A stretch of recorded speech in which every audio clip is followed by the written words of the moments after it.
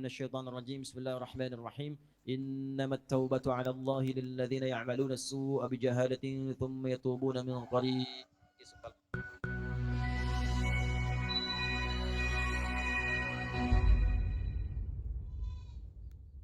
Assalamualaikum warahmatullahi wabarakatuh Ustaz. Waalaikumsalam warahmatullahi wabarakatuh. Maaf Ustaz izin bertanya, saya langsung ke pertanyaannya. Saya sering melakukan hal yang tidak semestinya. Saya menyadari akan hal itu salah. Namun lagi-lagi saya melakukan kesalahan atau dosa tersebut dosa tersebut.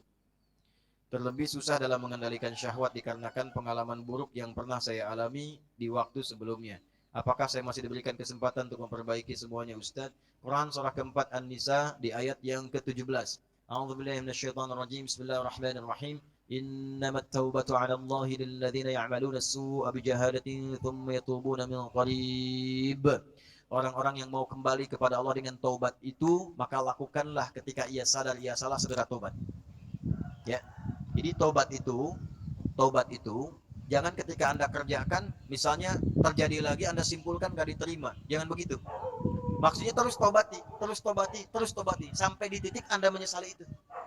Jangan berhenti. Ya. Makanya disebutnya dengan tawab.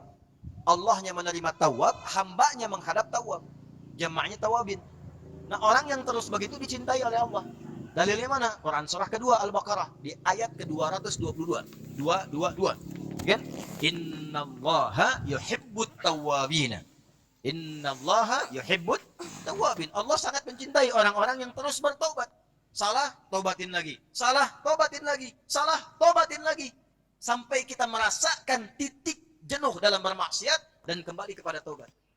Nah, bagaimana mendorong supaya kuat pengaruh tobatnya? Satu, kata para ulama mengatakan, ketika Anda terdorong berbuat maksiat karena dorongan syahwat itu, bayangkan saat itu diwafatkan oleh Allah. Itu cara menghentikannya. Ya.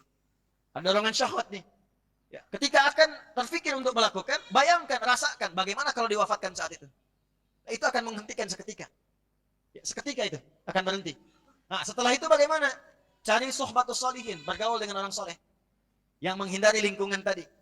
Ya, kalau tayangan Anda pelajar di kampus, cari orang soleh. Ya, temani dia terus. Temani supaya mendapatkan bagian dari kesolehannya. Setelah itu latihan selanjutnya yang pertama salat.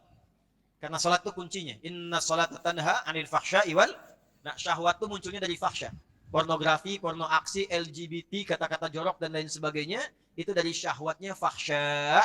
Pencegah utamanya adalah salat. Maka dalam sujud mohonkan khusus kepada Allah supaya bisa dibimbing, diberikan kekuatan oleh Allah untuk mengendalikan syahwatnya. Satu, taubat jangan berhenti, optimis terus. Yang kedua, rasakan kalau akan terfikir berbuat maksiat akan diwafatkan. Yang ketiga, cari teman yang soleh. Yang keempat, salat optimalkan. Yang kelima, latihan puasa. Gitu ya. Taubat jangan berhenti, optimis terus. Yang kedua, rasakan kalau akan sebab puasa itu paling efektif lagi, itu akan terbiasa. Ya, akan terbiasa. Ya, yang biasa buka juga kalau puasa kan memang setengah-setengah dulu. Ya, kan dulu pernah saya waktu di Kalimantan ada cerita dari Sumedang. Preman tobat, pensiun. Kemudian dia puasa. Ya, begitu dia lewat, lihat rumah makan tuh. Rumah makan kok buka. Wah, jiwanya muncul lagi, datang ke situ gebrak. Pak, apa nggak tahu ini waktunya puasa? Jangan begini dong, ya kan? Besoknya tambah lagi. Makanya sebelum nanti masuk Ramadan, nanti kita belajar. Ya, di awal bulan ya, di Tanah Kusir. Kita akan belajar, salah satunya adalah latihan puasa sunnah. Itulah sebabnya nanti kenapa Sya'ban Nabi banyak puasa sunnah.